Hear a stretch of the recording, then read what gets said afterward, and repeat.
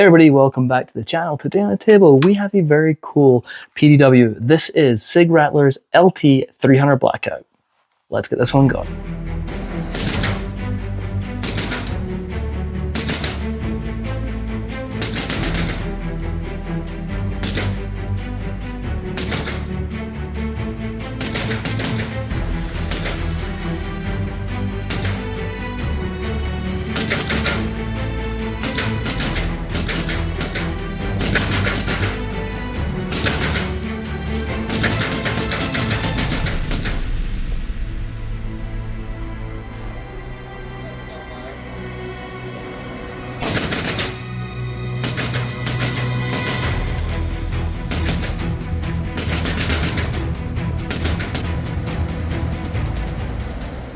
All right, folks, as I said, this is Sig Rattler's LT 300 Blackout.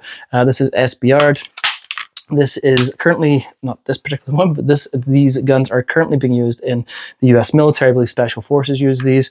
But yeah, let's go ahead and dive right on in and see what all the fuss is about.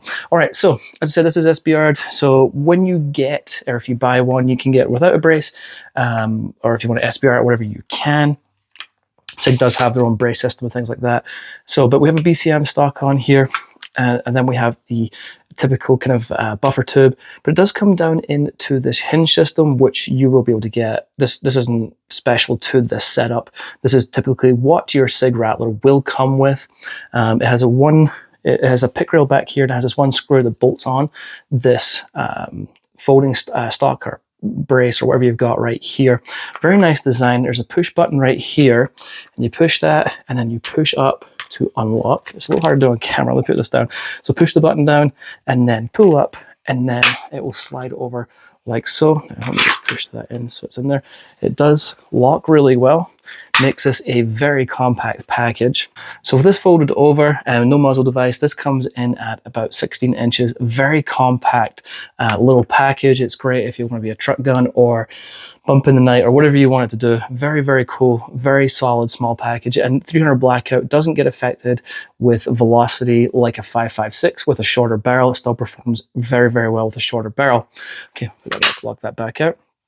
Now moving along to the upper and lower receiver, it's 7075 T6 aluminum, and the great thing about these is the controls are almost identical to an AR-15, so anyone should be, if you're trained with an AR-15, should be able to pick this up and use this with zero issues.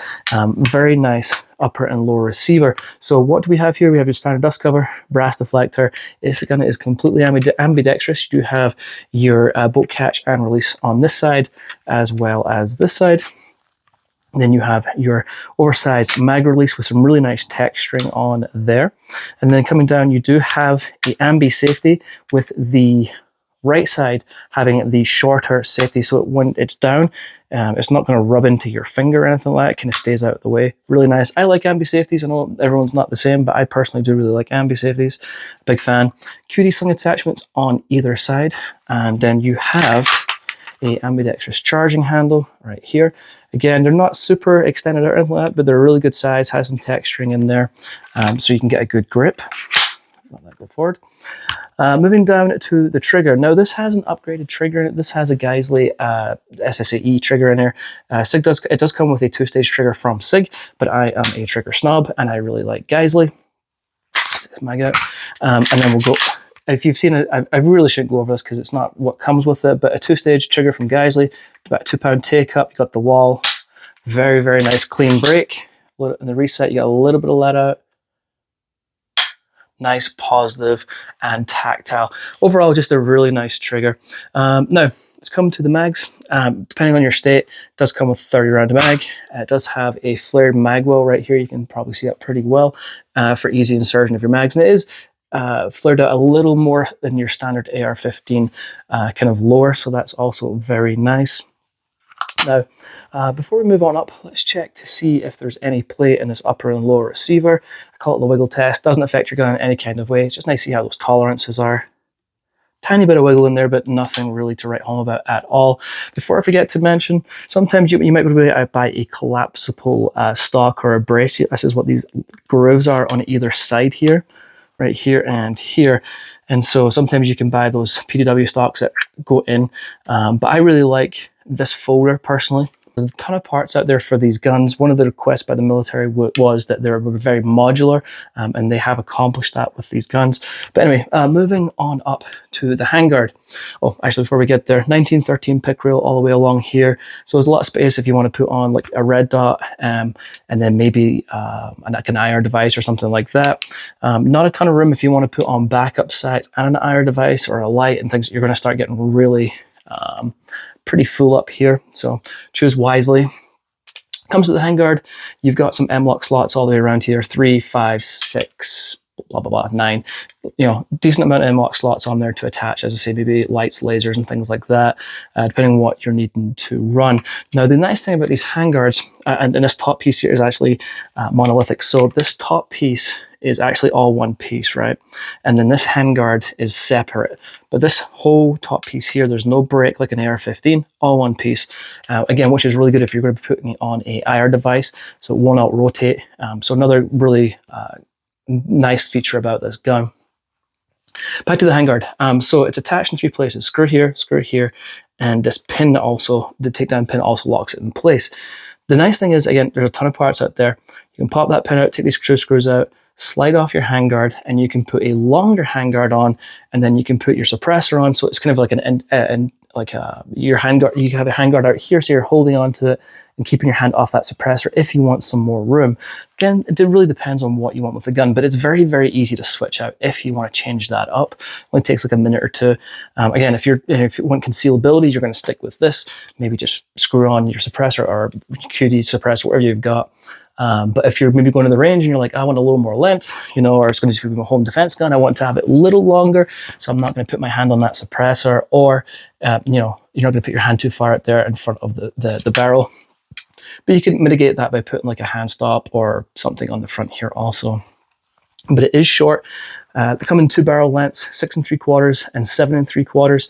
Again, 300 blackout's not affected the same way as 5.56, so you're still going to get good velocities and performance out of the shorter barrel. It's cold hammer forged barrel also, so very nice. 5/8 by 24 thread pitch, and these are the way it comes is they're designed, because I also have the muzzle device off of here because it comes with a Sig muzzle device, which makes sense. It's a gun designed for Sig suppressors, but I use the thread-on option.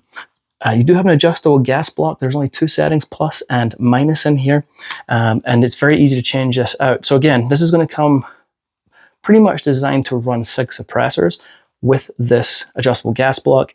You can buy, or you can contact Sig and say, hey, I own XYZ suppressor, this length of barrel, what do you recommend for the gas block, the adjustable gas block, and they will tell you, and you can switch them out. I think they're like $150, something like that. But you can do that customizable, get this tuned for the setup that you need. So that is nice. I do like that. All right, let's just take it down, have a quick look inside. Now, this again is the same as an AR-15, so you can pop these pins out. They're a little bit stiff. All right, so pop that pin. It was a little stiff. To use something to push that through. So let's take this out. You have your charging handle and your bolt carrier grip in here with your piston system. So bolt carrier grip, your bolt is right here, and this is your piston system, like so. Again, this is your ambidextrous charging handle.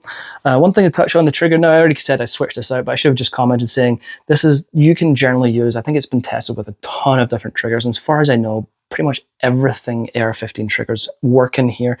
So again, compatible with certain AR-15 parts, but definitely not all. Bufferless because we are using a piston system, obviously, so there is nothing here. It just stops. But yeah, that is the internals. All right, so let's talk about shooting. Again, I'm about 300 rounds through this. I just use AAC's 220 grain subsonic rounds through this. 0 issues with the ammo, 0 issues with the gun. Actually, somebody's going to see this, and I forgot to mention, this is a Romeo 9T. That is the $4,000 Sig optic. No, it is not mine. I borrowed it from a Ready Gunner. It's a gun store in Orem, Utah. They very kindly lent it to me to review. Appreciate you guys, but no, I do not own this. I would not buy it for that price. Cool optic, but not for that price. Anyway, moving back to the gun. So yeah, no problem shooting, ton of fun, pretty dang smooth.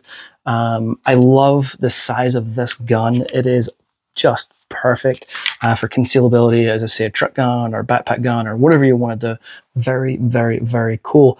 And again, you know, Special Forces uses these, and since that, and you end up paying a premium, right? When you start hearing, oh, the military uses it, oh, it bumps the price. So price wise, you're going to be looking about $2,500 up. I think that was when I looked before I published this video. I think that was without the brace. I mean, you might find a better deal somewhere else, but or whatever. So they're not the cheapest gun in the world, but they are very, very cool. Fully ambidextrous, great controls, excellent quality. It is a very, very nice gun. I definitely, with the limited time I've had behind this gun, I definitely recommend it for sure. All right, folks, that is it from me. If you have any questions, any comments, please ask below. Happy to help out wherever I can. Until next time, we'll catch you later.